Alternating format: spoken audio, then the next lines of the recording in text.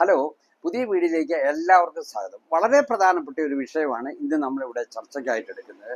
നിങ്ങൾക്ക് എല്ലാവർക്കും അറിയാം, ഇന്ന് ധാരാളം ആൾക്കാർ നമ്മുടെ നാട്ടിൽ സ്ട്രോക്ക് വന്ന് മരിക്കാറുണ്ട്. ചെറുപ്പക്കാർ പോലും മരിക്കുന്നു എന്നുള്ളതാണ് ഏറ്റവും പ്രധാനപ്പെട്ട പ്രത്യേകത.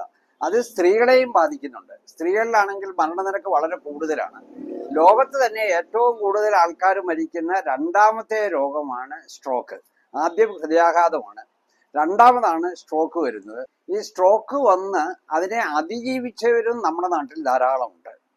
അങ്ങനെ അതിജീവിച്ചവരിൽ മിക്കവരും എന്തെങ്കിലും ശാരീരിക പ്രശ്നങ്ങൾ കൊണ്ട് അവശത അനുഭവിക്കുന്നവരാണ്.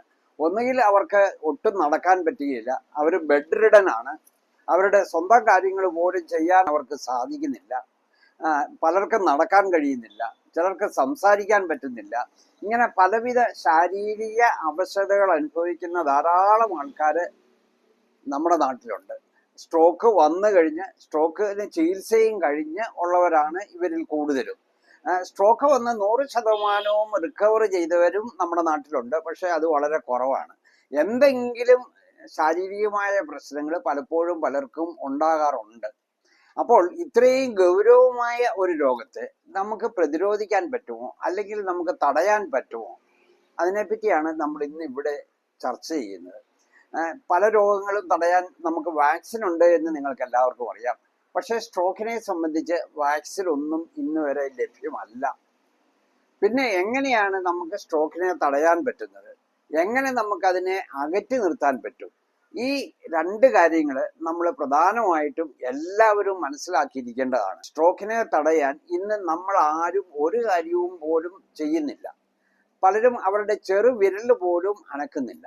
അതുപോരാ, ഒരു പരിധി വരെ മിക്ക സ്ട്രോക്കിനെയും നമുക്ക് തടയാൻ പറ്റുന്ന ഒരു രോഗാവസ്ഥയാണ്. നമ്മൾ രണ്ട് കാര്യങ്ങൾ ചെയ്താൽ നമുക്ക് സ്ട്രോക്കിനെ തടയാൻ പറ്റും.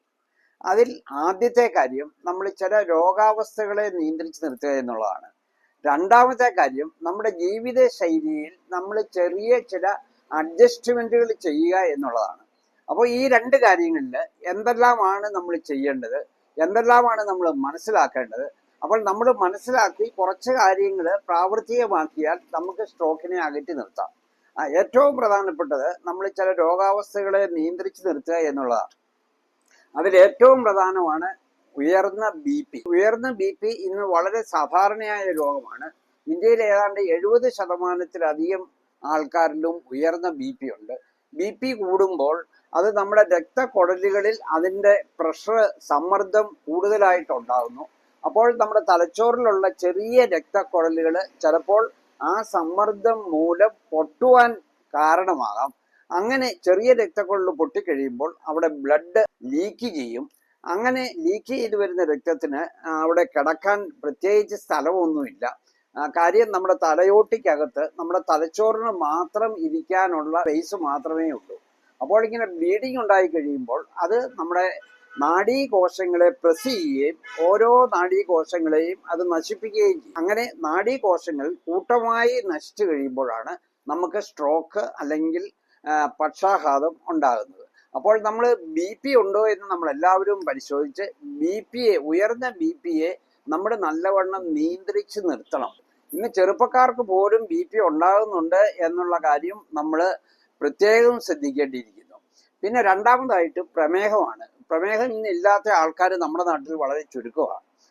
5 പേരെ എടുക്കുകയാണെങ്കിൽ ഏറ്റവും കുറഞ്ഞ 3 പേരെങ്കിലും പ്രമേഹം ഉണ്ട്, അല്ലെ പ്രമേഹം ഉണ്ടെങ്കിലും അവർ അറിയാതെ കൊണ്ടു നടക്കുന്നു, അല്ലെ പ്രീ ഡയബറ്റിക് സ്റ്റേജിലുള്ളവരാണ്. അപ്പോൾ ഈ പ്രമേഹം നമ്മുടെ രക്തക്കുഴലുകളെയാണ് ബാധിക്കുന്നത് എന്ന് പലർക്കും അറിഞ്ഞുകൂടാ. രക്തക്കുഴലുകൾ ചുരുങ്ങിപ്പോകുന്നു എന്നുള്ളതാണ് പ്രമേഹത്തിന്റെ ഏറ്റവും വലിയ സങ്കീർണത. അപ്പോൾ പ്രമേഹത്തിന്റെ അപകടകരമായ എല്ലാ സങ്കീർണതകളും ഉണ്ടാകുന്നത് ഈ രക്തക്കുഴലുകളുടെ പ്രശ്നം മൂലമാണ്. അതായത് പ്രമേഹം ഒരു രക്തക്കുഴലുകളുടെ ഒരു രോഗമാണ്. അപ്പോൾ രക്തക്കുഴലുകൾ ചുരുങ്ങി പോകുമ്പോൾ നമ്മുടെ തലച്ചോറിലേക്കുള്ള രക്തക്കുഴലുകളെയും അത് ബാധിക്കുന്നുണ്ട്. അപ്പോൾ തലച്ചോറിലേക്ക് രക്തക്കുഴലിൽ ചെറുതായി പോകുന്നു, അല്ലെങ്കിൽ കൊളസ്ട്രോള് പോലെയുള്ള മറ്റു ചില പ്രശ്നങ്ങൾ മൂലം ബ്ലോക്ക് ഉണ്ടാകുന്നു, അല്ലെ രക്തക്കുഴലുകളിൽ കട്ടയുണ്ടായി ബ്ലോക്ക് ഉണ്ടാകുന്നു. അപ്പൊ ഇങ്ങനെ വന്നു കഴിയുമ്പോൾ ആ നാഡീകോശങ്ങൾക്ക് ആവശ്യമായ ഓക്സിജനും പോഷകങ്ങളും ലഭിക്കാതെ വരുന്നു. അവ ഓരോന്നോരോന്നായി നശിച്ചു തുടങ്ങുന്നു. അപ്പോഴാണ് നമുക്ക് സ്ട്രോക്ക് ഉണ്ടാകുന്നത്. അപ്പോൾ പ്രമേഹമുണ്ടെങ്കിൽ അതിനെ നന്നായി നിയന്ത്രിച്ച് നിർത്തുവാണെങ്കിൽ നമുക്ക് സ്ട്രോക്കിനെ ഒരു പരിധി വരെ പ്രിവെന്റ് ചെയ്യാൻ പറ്റും. പിന്നെ മറ്റൊന്ന് നമുക്ക് അമിതവണ്ണമാണ്. അമിതവണ്ണം ഉള്ളവരുടെ എണ്ണവും നമ്മുടെ നാട്ടിൽ കൂടി വരികയാണ്. കുട്ടികളിൽ പോലും ഇന്ന് അമിതവണ്ണം കൂടി വരുന്നു. അങ്ങനെ അമിതവണ്ണം അല്ലെ ഒബീസിറ്റി ഉള്ളവർക്ക് സ്ട്രോക്ക് ഉണ്ടാകുവാനുള്ള സാധ്യത വളരെ കൂടുതലാണ്. മറ്റൊരു കാര്യം, മാനസിക സമ്മർദ്ദം ഇന്ന് നമ്മുടെ നാട്ടിൽ കൂടി വരികയാണ്. മിക്കവർക്കും മാനസിക സമ്മർദ്ദമുണ്ട്. പ്രത്യേകിച്ച് നമ്മൾ സോഫ്റ്റ്വെയറിൽ ജോലി ചെയ്യുന്ന ആൾക്കാർ അല്ലെ മറ്റ് ജോലി ചെയ്യുന്നവർക്കൊക്കെ ജോലി സംബന്ധമായ ടെൻഷൻ ധാരാളമുണ്ട്. വീട്ടിൽ ധാരാളം പ്രശ്നങ്ങളുണ്ട്. ഇങ്ങനെ മിക്കവർക്കും ഇന്ന് മാനസിക സമ്മർദ്ദം കൂടി വരികയാണ്. ഈ മാനസിക സമ്മർദ്ദം ഉണ്ടാകുമ്പോൾ പല സ്ട്രെസ് ഹോർമോണുകളും നമ്മുടെ ശരീരത്തിൽ ഉണ്ടാകുന്നുണ്ട്. കോർട്ടിസോൺ, അഡ്രിനലിൻ, നോർ അഡ്രിനലിൻ തുടങ്ങിയ ഹോർമോണുകൾ, ഇവയൊക്കെ നമ്മുടെ ശരീരത്തിൽ പല മാറ്റങ്ങൾ വരുത്തുന്നുണ്ട്. അങ്ങനെയുള്ള മാറ്റങ്ങളിൽ ചിലതൊക്കെ നമുക്ക് രക്തം കട്ട പിടിക്കാൻ സഹായിക്കുന്ന ഒന്നാണ്. അപ്പോൾ നമുക്ക് നമ്മുടെ രക്തക്കൊഴലുകളിൽ ബ്ലോക്ക് ഉണ്ടാകുവാൻ, അതുകൊണ്ട് തന്നെ നമുക്ക് സ്ട്രോക്ക് വരുവാനുമുള്ള സാധ്യതയുണ്ട്.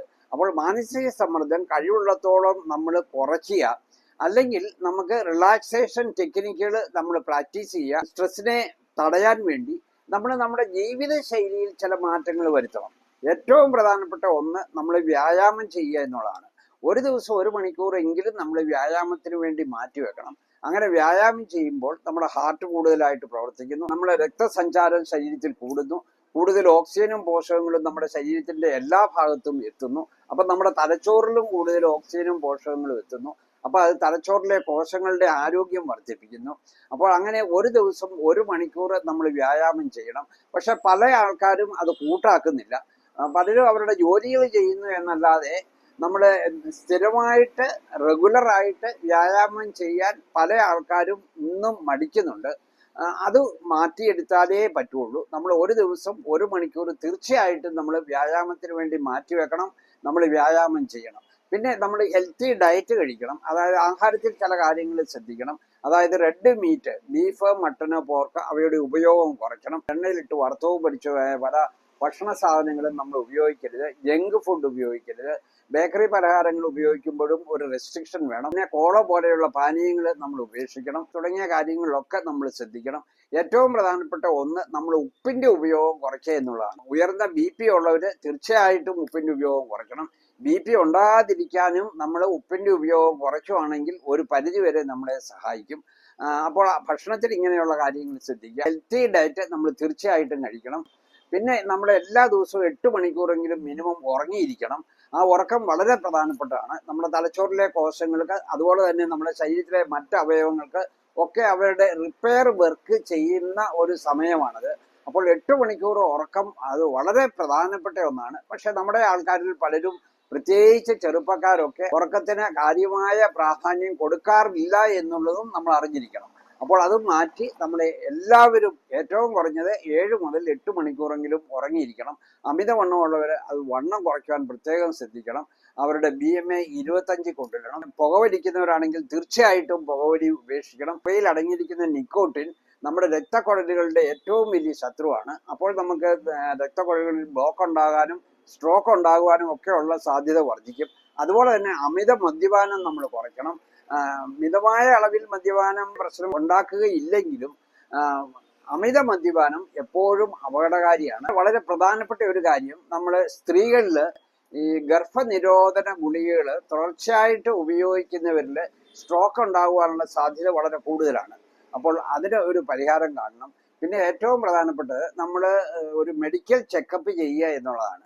അതായത് ഒരു 20-25 വയസ്സ് കഴിഞ്ഞവരെല്ലാം വർഷത്തിൽ ഒരിക്കലെങ്കിലും അവരുടെ ബ്ലഡ് പ്രഷർ, അതുപോലെ തന്നെ അവരുടെ കൊളസ്ട്രോൾ ലെവല്, അവരുടെ രക്തത്തിലെ പഞ്ചസാരയുടെ നിലവാരം തുടങ്ങിയ കാര്യങ്ങളൊക്കെ ഒരു മെഡിക്കൽ ചെക്കപ്പിലൂടെ പരിശോധിച്ച് അവയൊക്കെ നോർമൽ ആണോ എന്ന് ഉറപ്പുവരുത്തേണ്ടതാണ്.